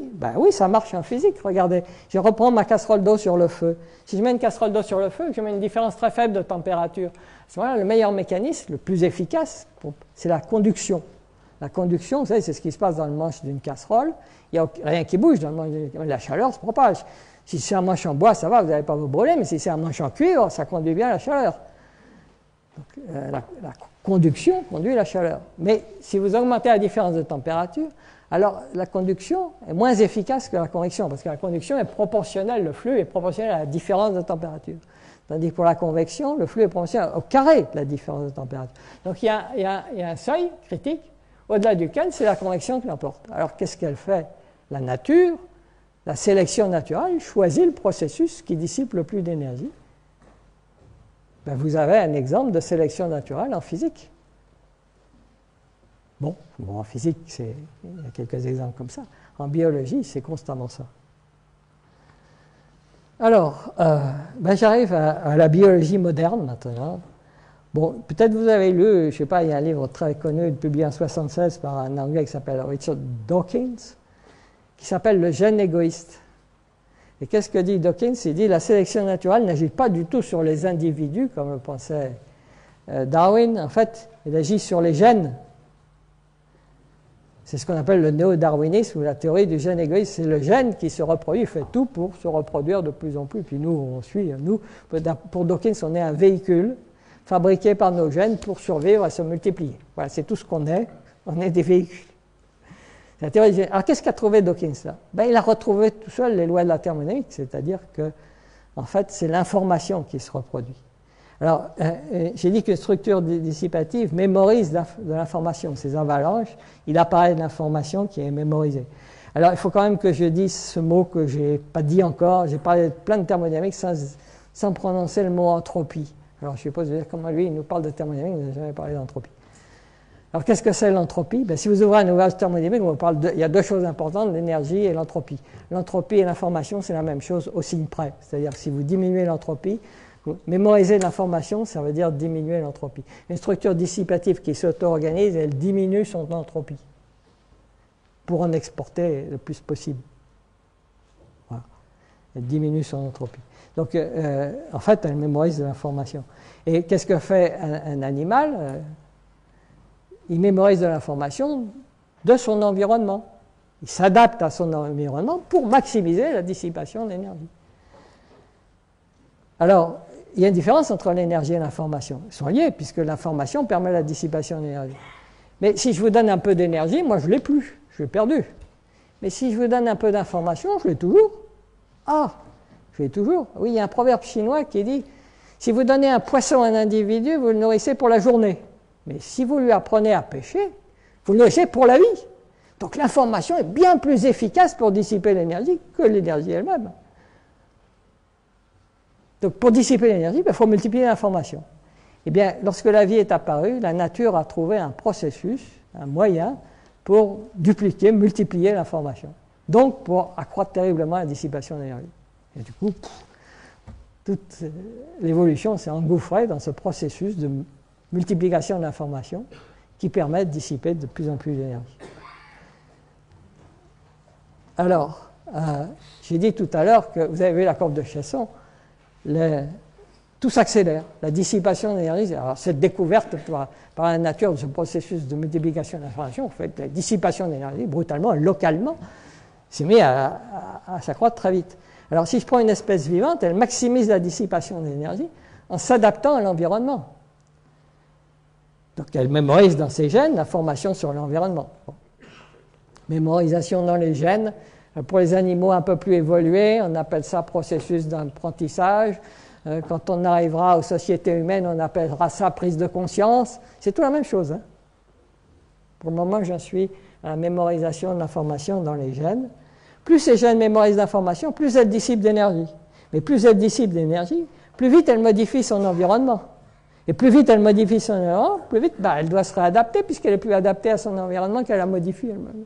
Donc vous avez un processus en boucle qui s'auto-accélère. C'est une boucle positive, un feedback positif, comme disent les cyberneticiens, qui s'accélère de plus en plus. Alors c'est un un biologiste qui s'appelle Leigh Van Valen, qui a découvert ça dans les années 73, et il a donné un nom très imagé, il a appelé ça l'effet de la reine rouge. Alors, je ne sais pas si vous avez lu Alice au pays des merveilles, c'est le tome 2, ça, en anglais ça s'appelle de l'autre côté du miroir. Il y a la reine rouge qui dit à Alice, ici il faut courir le plus vite possible pour rester sur place. Ben voilà la situation en est, je ne sais pas si vous vous rendez compte, dans ce moment où tout s'accélère, il faut courir le plus vite possible pour travailler plus pour gagner plus, n'est-ce pas? Bon, l'extinction des espèces. Alors le problème, c'est ça, une espèce modifie son environnement en épuisant ses ressources, en dégradant son environnement, et puis aussi il y a la concurrence avec les autres espèces. Je parlais des équations de Lotka-Volterra, c'est la compétition entre les espèces, entre la proie et le prédateur. Quand la proie évolue, le prédateur doit évoluer réciproquement, donc tout va de plus en plus vite. Et seulement les gènes, c'est les gènes qui s'adaptent. Les gènes, il y a un moment, les gènes, ça évolue lentement. Ça évolue par mutation, et puis une mutation, on en observe une tous les 1000 ans, en gros. À un moment donné, ça va trop vite. Les gènes ne peuvent pas évoluer. Qu'est-ce qui se passe si les gènes n'évoluent pas? Ben, vous avez le phénomène d'extinction des espèces. Les espèces s'éteignent. Alors,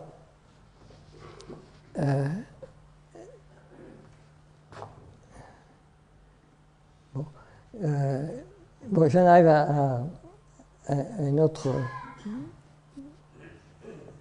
quelque chose d'intéressant aussi, qui a été découvert dès 1967 par Wilson et MacArthur. Ils ont montré qu'il y avait deux sortes de sélection naturelle, la sélection R et la sélection K.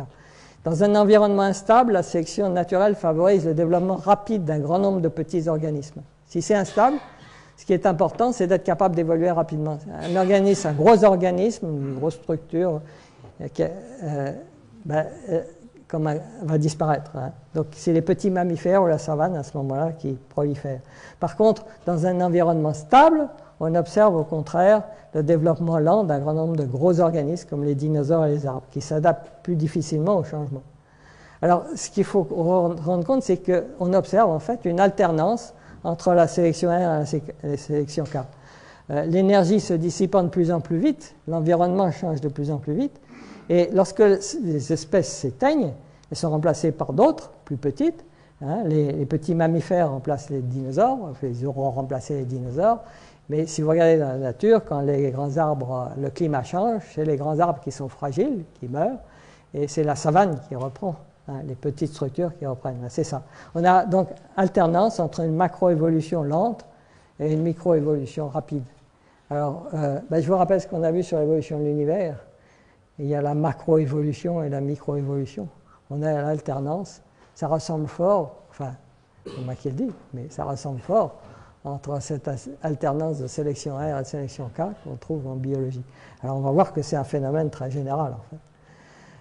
Et en fait, ça nous amène ce phénomène que Jay Gould, je ne sais pas si vous avez entendu parler du biologiste Jay Gould, on l'a beaucoup vu à la télévision, discuter avec Dawkins, ceux qui sont intéressés dans les années 90 ou 2000, sur l'évolution. Jay Gould, c'est un paléontologue. Hein.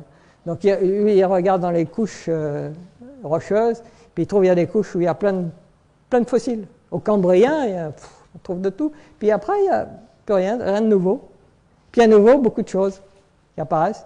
Donc l'évolution pour Gould n'est pas régulière, il appelait ça les équilibres ponctués, une période stationnaire puis une période d'évolution rapide. Donc je parlais d'évolution, de macroévolution lente et de microévolution rapide, on retrouve encore ce phénomène. Et je reviens à mon physicien Perbach qui a dit, mais oui, ça c'est le phénomène de criticalité auto-organisée. Il a pris son ordinateur, il a simulé les équilibres ponctués de Jay Gould, et puis il a trouvé la même chose, il a sorti ce petit diagramme où il montre l'activité cumulée ici. Il y a des paliers où ça évolue lentement, puis des endroits où ça évolue très vite, etc. Il a dit c'est le phénomène de criticalité auto-organisée.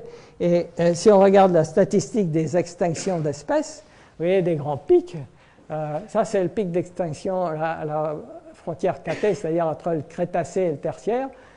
C'est là que les dinosaures sont disparus, mais il y en a encore une bien plus grosse à la fin du Permien, et puis au début du Cambrien, des extinctions terribles. Et si vous faites un histogramme du nombre d'extinctions en fonction de leur amplitude, eh bien, ça ressemble tout à fait à une loi en 1 sur F, inversement proportionnel à la fréquence. Voilà, donc voilà pour la biologie, vous voyez que c'est tout un problème de dissipation d'énergie. Alors, j'en arrive maintenant à l'évolution de l'humanité. Bon, j'ai plus beaucoup de temps, mais enfin, vous m'accordez quelques minutes. Alors, et je commence par parler des gènes et des mèmes, parce que je pense que les mèmes...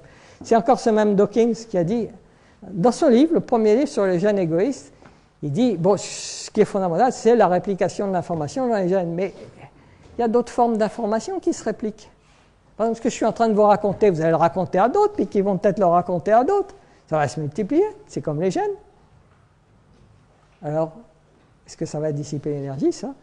Ben, il dit oui, on peut faire une analogie. Alors, comment on va appeler ça? Alors, il a cherché un mot qui ressemble à gène, et il a trouvé le mot même, parce que ça ressemble à mémoire, finalement, puis à mimétisme, imitation, voilà pourquoi.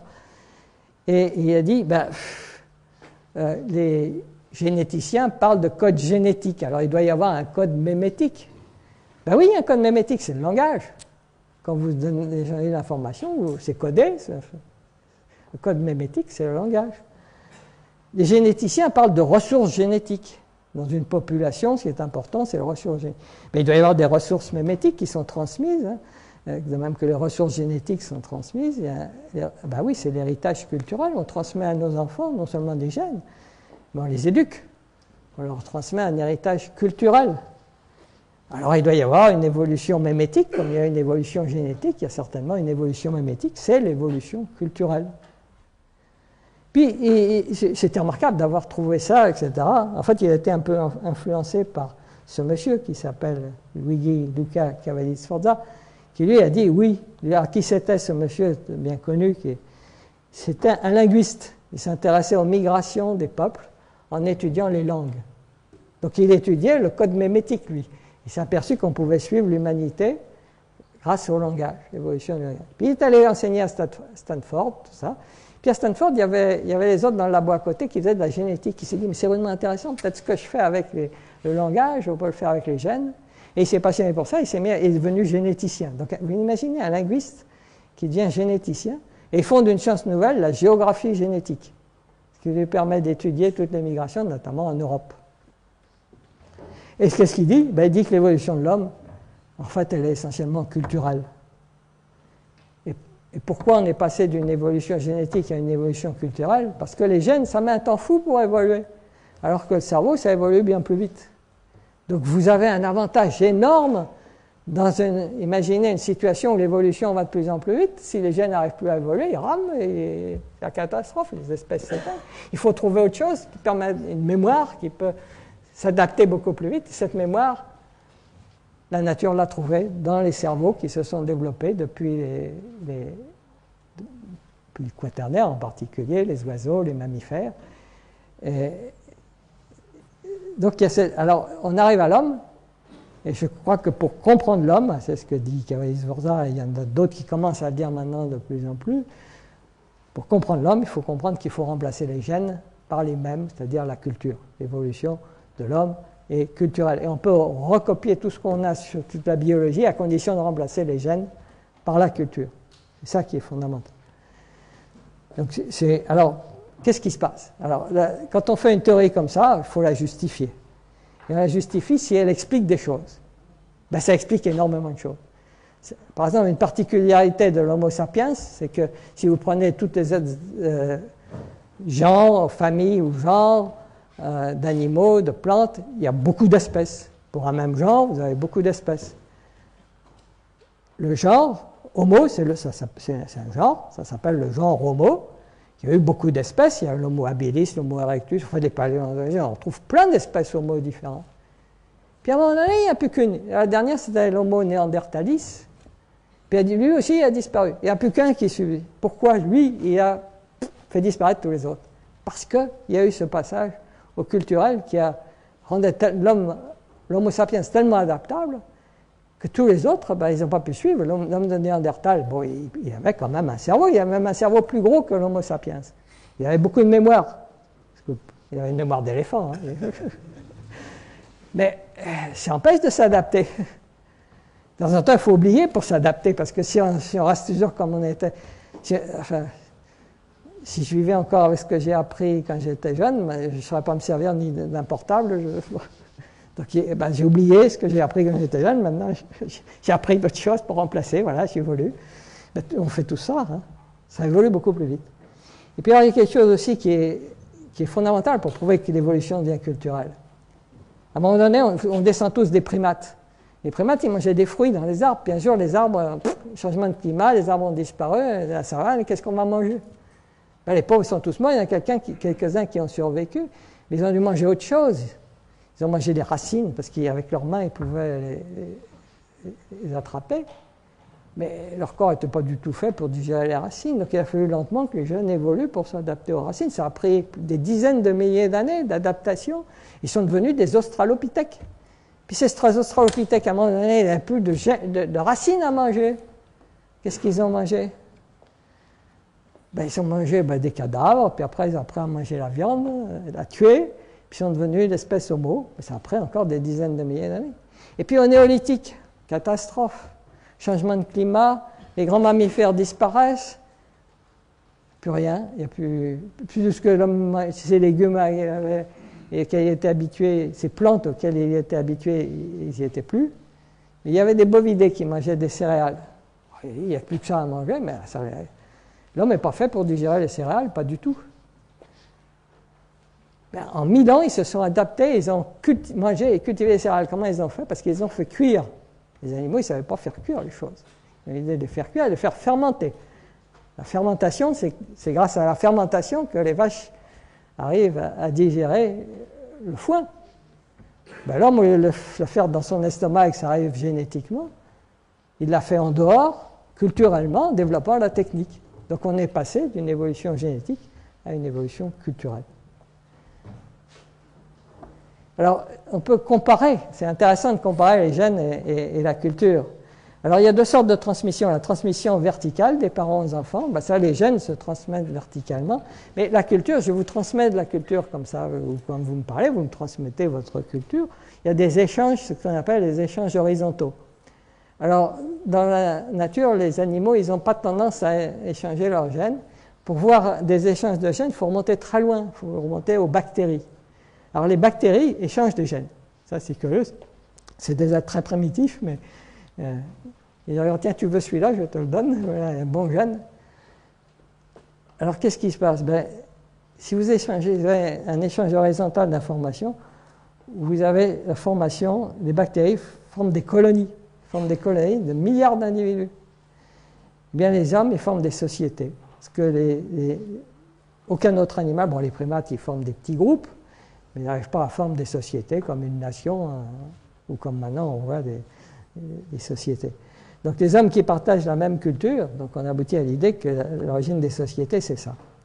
Alors, il faut essayer de comprendre. Alors, il y a un progrès très important en biologie qui est arrivé dans les années 70, dû à ce biologiste qui s'appelle Hamilton. Il a dit il y a ce qu'on appelle la sélection de parentèle. Et ce qu'il a montré, c'est que le degré d'altruisme entre les animaux, parce que ce qui est un gros problème dans la théorie du gène égoïste, c'est qu'on ne peut pas comprendre l'altruisme. Si un gène est égoïste, on ne peut pas avoir de comportement altruiste. Bien, il dit qu'un comportement altruiste est possible à condition qu'il y ait des gènes communs, c'est-à-dire une information commune. Donc le degré d'altruisme entre les animaux est déterminé par la proportion des gènes communs. Alors ce qui est extraordinaire, c'est que ça a été vérifié expérimentalement, quantitativement, depuis les amibes jusqu'aux mammifères. Alors, il y a d'autres insectes d'autres animaux qui ont un comportement altruiste et qui forment des sociétés, c'est les insectes. Mais justement, alors ceux-là, ils n'échangent pas de gènes. Mais ils ont une génétrice commune qui est la reine d'un nid d'abeilles, la reine. Donc ils ont des gènes communs et c'est pour ça qu'ils forment des sociétés. Donc les sociétés ne sont possibles que s'il y a une information commune, partagée, soit dans les gènes, soit pour les hommes dans la culture.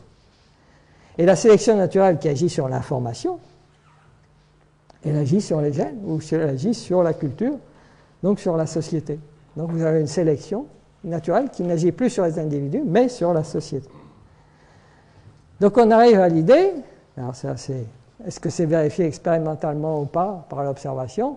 j'en conclus que le degré d'altruisme entre les hommes est déterminé par la proportion de cultures communes.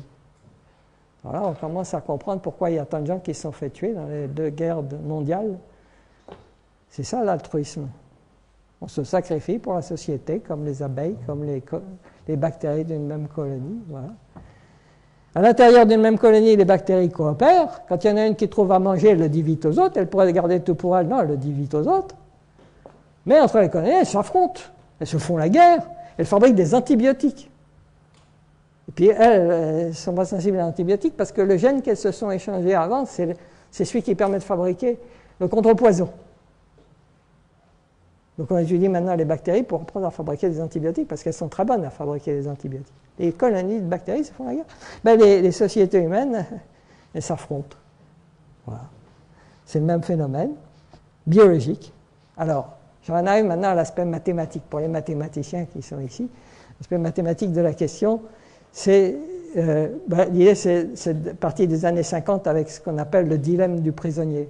Vous avez 2 gars qui sont accusés d'un crime, on ne sait pas lequel des deux a fait le crime, mais ils sont emprisonnés dans des cellules différentes, ils ne peuvent pas communiquer. Et vous dites, si vous coopérez, vous aurez une remise de peine. Mais si vous coopérez et que l'autre vous dénonce, alors vous avez le maximum. Alors je coopère ou je ne coopère pas? Ouh là là, la coopération est un jeu dangereux, là. Ben, ils ne coopèrent pas, ils réfléchissent tous, ils ne coopèrent pas. Donc, en fait, ils auraient obtenu beaucoup moins de temps de prison s'ils avaient coopéré tous les deux. Mais comme aucun des deux n'a coopéré, ben, ça n'a pas été très efficace. Bon, pas de chance. Alors, il y a Robert Axelrod, qui est un prof de stratégie politique, qui a dit, oui, mais ça, c'est une situation qu'on voit tous les jours. Ce qui est important, c'est ça se reproduit. Donc, avec le même individu, c'est la fois d'avant, il n'avait pas voulu coopérer. Mais après, il a voulu coopérer. Alors, qu'est-ce que je fais? Alors, il faut étudier la stratégie. Alors, il a téléphoné à ses collègues, il leur a dit envoyez-moi une stratégie. Il a appelé les mathématiciens, les psychologues. Puis, il a tout mis ses stratégies sur ordinateur, puis il les a joués les uns contre les autres. Puis, il s'est aperçu qu'il y avait une stratégie qui marchait mieux que les autres. C'est la stratégie donnant-donnant. Ça consiste à coopérer le premier coup, on prend des risques, on coopère. Puis on regarde ce que fait l'autre. S'il coopère, on continue. S'il ne coopère pas, on ne coopère plus. Si elle se remet à coopérer, on coopère. On imite. C'est l'imitation. On fait ce qu'a fait l'autre. Voilà. Et qu'est-ce qu'on voit? On voit que dans une population où personne ne coopère, eh bien la coopération peut apparaître, se développer et former des domaines où les gens coopèrent entre eux. Oui, des sociétés qui se développent. Et qu'est-ce qu'ils font? En fait, donnant, c'est imiter ce que fait l'autre. Alors on comprend maintenant pourquoi biologiquement, l'imitation s'est développée, en particulier chez les mammifères, en particulier pour l'éducation des enfants. Les petits oiseaux, ils imitent leurs parents, etc. L'imitation s'est développée naturellement, et l'imitation est devenue très importante chez les primates, puisqu'en français, d'imiter, on dit singer. Alors quand on arrive chez l'homme, je ne vous dis pas. Bon. Donc c'est pour ça que l'homme échange beaucoup d'informations, ne serait-ce que par imitation. Alors ça me ramène à la thermodynamique. Une transition de phase dont je ne vous ai pas parlé, c'est la transition du ferromagnétisme au paramagnétisme. Alors, je suis désolé, je suis un peu long là. Oula, vous m'accordez encore quelques minutes. Le ferromagnétisme, pour un physicien, le fer, c'est des petits aimants. Vous savez qu'un morceau de fer, si vous le mettez au contact d'un aimant, il va s'aimanter puis il va tirer de l'émail de fer, etc. Il devient un aimant. Mais si vous chauffez le fer au-delà d'une température assez forte, qui est de 770 degrés, on appelle ça le point de Curie, c'est un point critique, il se désaimente. Alors pour un physicien, ces petits atomes de fer, c'est des petits aimants, enfin il appelle ça des spins. Si vous êtes au-dessus de la température de Curie, l'agitation thermique est telle que les spins n'arrêtent pas de se retourner. Mais si vous descendez tout doucement la température, vous avez un spin vers le haut, un spin à côté, il va se mettre parallèle. Puis le spin suivant, vous voyez, spin là, spin parallèle à côté, puis spin parallèle, puis tous ils vont se mettre parallèle. Mais là-bas, il y a un spin qui s'est mis comme ça, et les autres à côté limitent. Donc vous avez deux domaines qui se forment, un où les spins sont en haut, puis l'autre où les spins sont en bas, puis à un moment donné, ces deux domaines se rencontrent. Alors vous avez l'imitation entre deux spins voisins, la coopération à l'intérieur d'un certain domaine où tous les spins coopèrent pour faire un champ magnétique vers le haut, et puis compétition entre domaines, là vous mettez le champ magnétique comme ça, l'autre. Donc vous avez compétition, coopération, imitation, vous avez tout.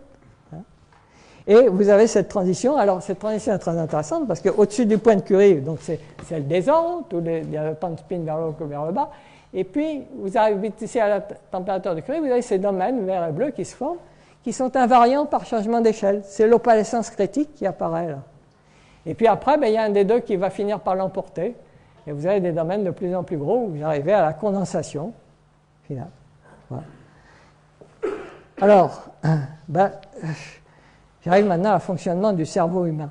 Comment fonctionne le cerveau humain? Vous avez là un cerveau de singe.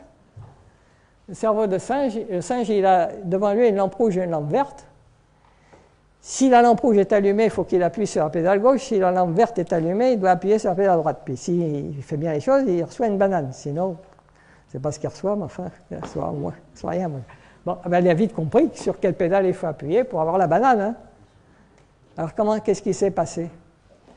Vous remarquez que c'est... Bon, vous avez tous entendu parler des réseaux neuronaux.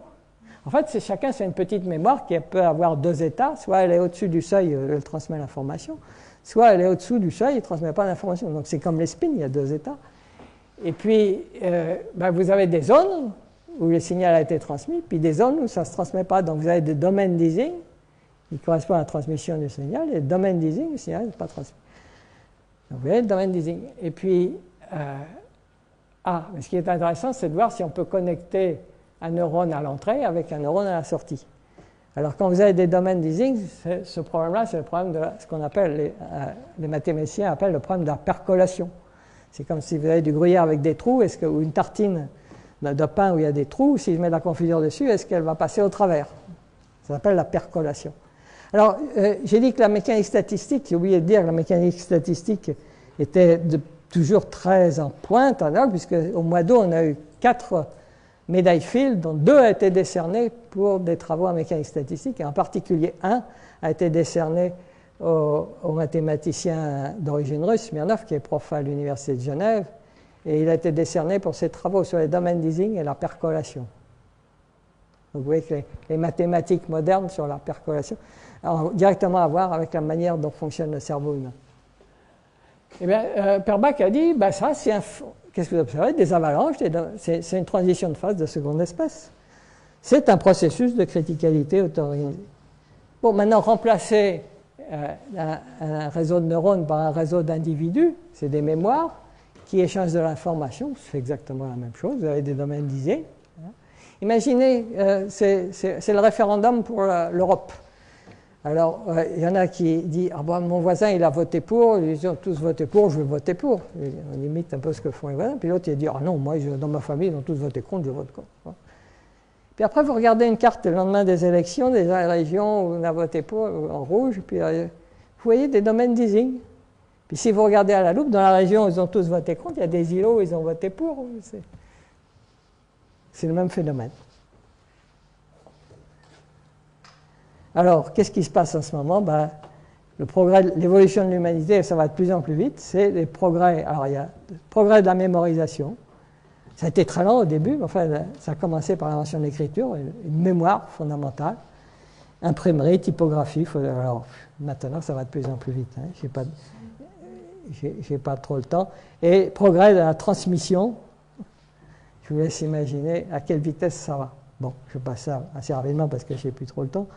J'en arrive à l'idée de condensation au point critique. On assiste à la formation d'un cerveau global planétaire avec formation de domaines d'easing de cultures différentes. Il y a coopération à l'intérieur d'une même culture, compétition entre les cultures, et la sélection naturelle favorise celle qui dissipe le plus d'énergie. Je pense que vous serez d'accord avec ça. La dissipation d'énergie, on la voit là. En bas, le train en bas, c'est ce qu'on dissipe si on est au repos étendu sur son lit. On dissipe des calories pour maintenir notre température à 37 degrés. Mais ça, c'est ce que la société dissipe, avec les bateaux, les autos, les avions, les machines à laver. Et ce n'est pas du tout continu. Il y a des périodes de stagnation, des périodes rapides, des époques de stagnation. Donc on retrouve tous les phénomènes de criticalité auto-organisée, alternance donc.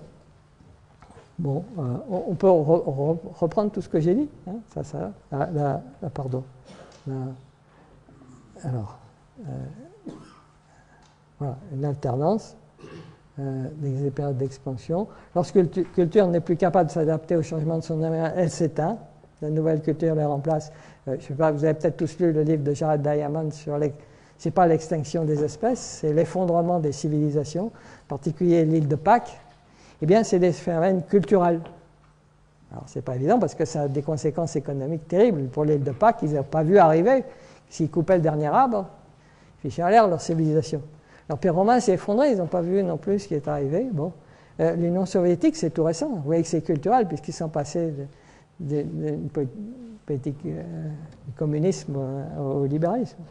Donc l'effet de la Reine Rouge s'applique parfaitement aux cultures.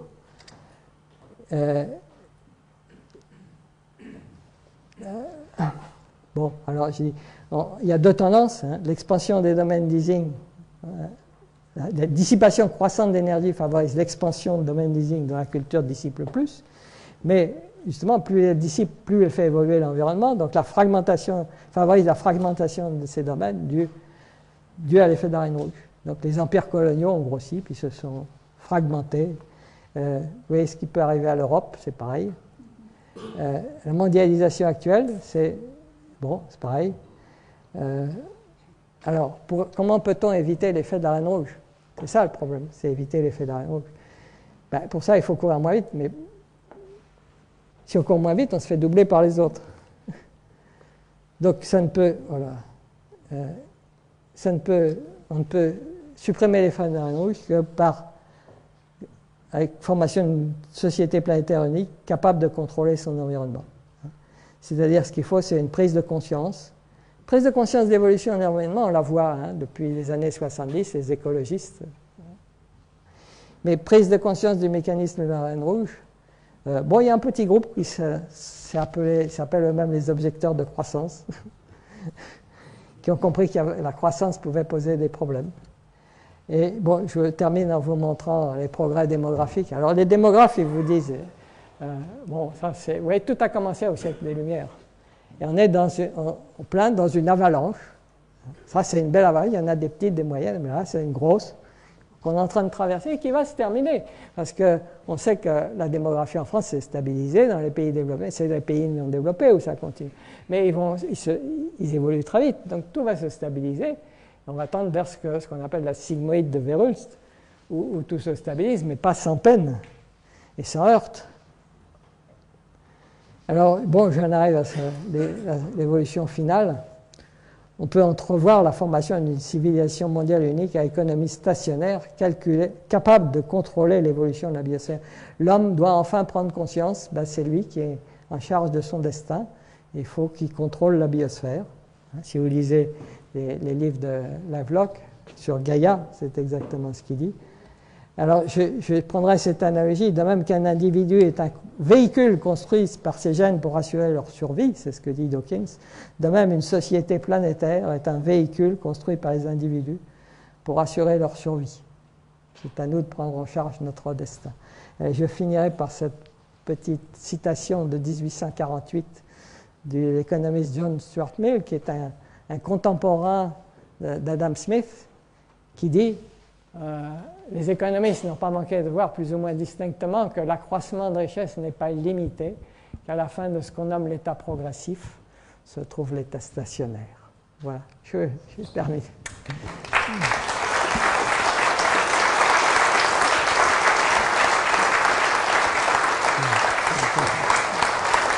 C'est beaucoup trop long. C'était un peu long, je suis désolé. Oui, merci. C'est vrai qu'on a un peu dépassé, mais il y a quand même le temps pour des questions, j'espère. Ouais, est-ce que vous avez des réactions dans la salle? Tout d'abord, permettez-moi de vous féliciter. J'ai trouvé votre exposé absolument passionnant. En plus, ça m'a ouvert des... En revanche, j'ai un petit problème conceptuel. Quand vous parlez de la dissipation croissante de l'énergie, qui est un concept avec lequel je ne suis pas très familiarisé, l'univers s'organise pour maximiser cette dispersion d'énergie. Or, on observe apparemment... Localement. Comment? Oui.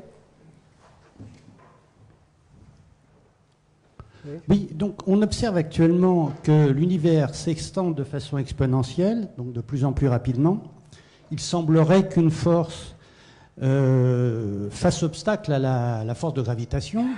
Pour les uns, pour d'autres, il s'agirait, notamment les adhérents, les adeptes plutôt de la théorie monde, qui auraient tendance à dire qu'en réalité, c'est pas ça du tout. On a simplement fait des erreurs conceptuelles au niveau des constantes cosmologiques. Bon. Apparemment, et c'est ma question, comment est-ce qu'on peut concilier la dissipation croissante de l'énergie et l'organisation qui semble en être faite avec le fait qu'il faille de plus en plus d'énergie pour que l'univers... Ah non, c'est pas une énergie. Je veux dire, c'est une homothétie. D'ailleurs, on peut montrer que l'entropie n'est pas changée, enfin l'entropie, ou l'information n'est pas changée. Si vous prenez une information, vous le grossissez, c'est toujours la même information. Il n'y a pas de changement d'entropie.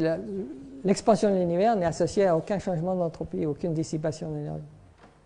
L'énergie se dissipe quand ça sort de l'univers, ça franchit l'horizon cosmique.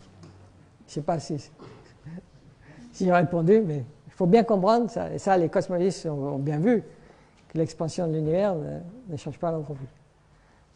J'avais un commentaire. On a peut-être cette idée curieuse que l'expansion de l'univers est adiabatique. Non, pas du tout. Hein. J'avais un commentaire, c'est que maximiser l'évacuation de l'énergie, ça se fait au détriment de la durée de vie de l'individu quand même. Par exemple, on dissipe 10 000 fois moins que le Soleil, mais on vit aussi beaucoup moins longtemps. Ah oui, non, mais c'est pas l'individu qui compte, c'est l'ensemble. Je veux dire, au niveau de chaque système. Pourquoi on meurt? Pour que l'évolution puisse se poursuivre. Sinon, on a une espèce de mémoire qu'il faut qu'il s'efface. Sinon, l'évolution ne marche pas. Oui, mais quel que soit le système, si vous maximisez le débit d'énergie, c'est toujours au détriment de la durée de vie. Mais il y a des avalanches très courtes, des grosses, des petites, des moyennes. Il y a tout un spectre d'avalanches, variant par changement d'échelle. Donc la durée de vie d'une avalanche peut être courte, longue, ça dépend des organismes. Hein. Est-ce que les mécanismes que vous avez évoqués peuvent expliquer la prolifération des sectes? Oui. Oui, mais j'ai parlé de sélection K et de sélection R dans une période où tout évolue très vite. La culture se pulvérise en sectes, les religions se pulvérisent. D'ailleurs, c'est ce qui s'est passé à la fin du Moyen-Âge, avec l'arrivée du protestantisme qui commençait à se subdiviser en Calvin, Luther, la religion anglicane, etc. C'est le même phénomène. C'est le passage de la sélection K à la sélection R. La religion de l'époque des croisades et des cathédrales, c'est la sélection K, et pouf, quand à un moment donné, l'évolution, tout se casse, ça va trop vite. C'est le même phénomène culturel. Enfin, c'est comme ça que je le vois. Oui, bonsoir. Merci d'abord pour votre exposé qui était vraiment passionnant. Mais moi, ce qui me pose problème, c'est la fin, c'est-à-dire la conclusion, où vous parlez de cette hypothèse Gaïa avec un état stationnaire. Et ça me dérange un petit peu parce qu'en fait, c'est réellement l'idée des adeptes du New Age. Alors, comment est-ce que vous percevez ça? Il faut voir quel état stationnaire. Enfin, je ne suis pas familier avec ces... Justement, ces adeptes du New Age disent qu'il faut qu'il y ait un gouvernement mondial, etc., avec ce que ça comporte de danger, absolument, de totalitarisme. Mais il est très difficile à obtenir, ce gouvernement mondial, parce que n'importe qui, à un moment donné, peut dire « moi, je suis mieux tout seul ». Et c'est ça le problème de la coopération. Voilà. Donc, on arrive à un moment où un individu tout seul aura du mal à survivre aussi bien que dans une société, mais un groupe d'individus peut décider qu'il y en a marre. Alors, ça ne peut s'organiser que si tout le monde est mieux dans la société qu'en dehors de la société. Donc, c'est un état très difficile à obtenir. Mais les états stationnaires sont les avalanches sont les états exceptionnels. Vous avez vu dans les courbes de Perbach, il y a des périodes stationnaires, ou dans l'évolution des espèces, il y a un temps où les équilibres ponctués. L'état normal, c'est l'état stationnaire, puis d'un seul coup, des avalanches, etc. Donc, on est dans une avalanche, on n'est pas dans un état normal. Et je pense que, alors, ça va avec ce que dit par exemple André Lebeau dans son livre L'enfermement planétaire. À un moment donné, il y a une limite quand tout s'est condensé sur toute la planète, on ne peut pas aller au-delà. Donc ça, on va inévitablement vers une fin comme ça, je pense. Enfin, peut-être André Lebeau pourra nous dire ce qu'il en pense. Peut-on prendre une autre question? J'ai du mal à imaginer à propos de l'univers. Vous dites que l'univers, au début, c'est un système thermodynamique fermé, d'accord, et puis il devient ouvert. Planck va se retourner dans sa tombe. Comment vous expliquez ça? Il faut un apport d'énergie? Non, il faut une fluctuation quantique, c'est ça ce que tout le monde dit. Hein, j'ai fait une fluctuation quantique, vous n'avez pas vu, j'ai appuyé ici. Ça déclenche tout. Mais non, je dis simplement que le mécanisme, on n'en sait pas plus. Ce que je dis, c'est que ce mécanisme, si vous regardez, c'est le même que le mécanisme de transition de phase de continu, c'est tout. Et comme tout le reste, y compris les avalanches d'animaux ou de plantes, c'est le même processus, théoriquement. Formellement, disons.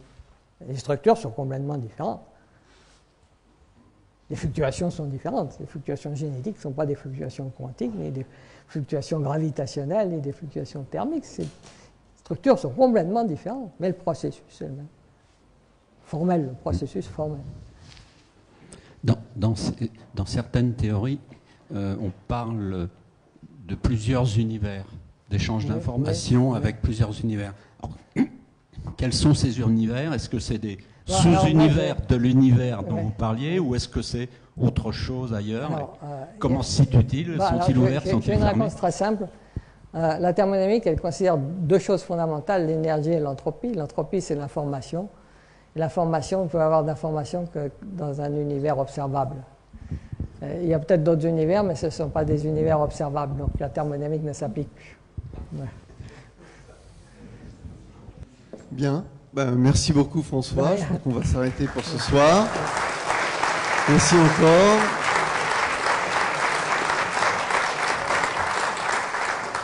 Rendez-vous le mois prochain pour les dernières nouvelles du satellite Herschel par Laurent Vigroux, directeur de l'Institut d'astrophysique de Paris. Voilà. À bientôt.